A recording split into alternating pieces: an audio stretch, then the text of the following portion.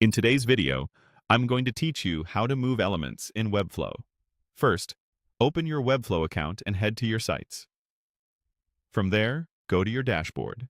Then open your project in the Webflow Designer. This gets you into the canvas where you can see your page and interact with all the elements you'll be moving. On the left, you'll see the Add panel. It organizes everything you can place on the page, and it's a helpful way to understand the structure of what you're moving. Click through the sections to get familiar. Structure for layout basics, like sections, containers, and div blocks. Typography for headings, paragraphs, and text blocks. Media for images and videos. Forms for inputs and buttons, and other for embeds and additional components. Browsing these categories helps you recognize the type of element you're selecting on the canvas and how it behaves when it's repositioned. Now click directly on the element you want to move on the canvas. You'll see a highlight around it so you know it's selected.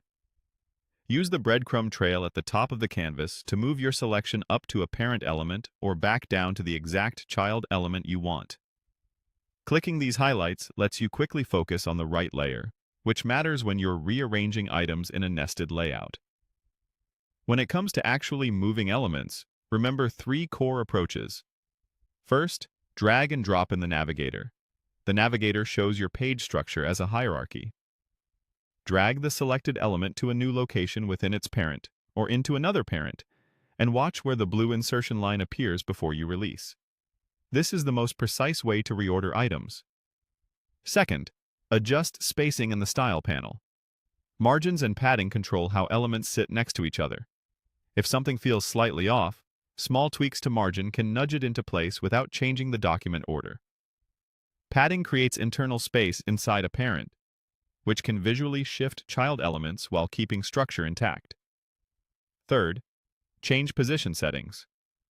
Relative keeps elements in normal flow with the option to offset slightly. Absolute takes an element out of the document flow and positions it relative to the nearest positioned parent.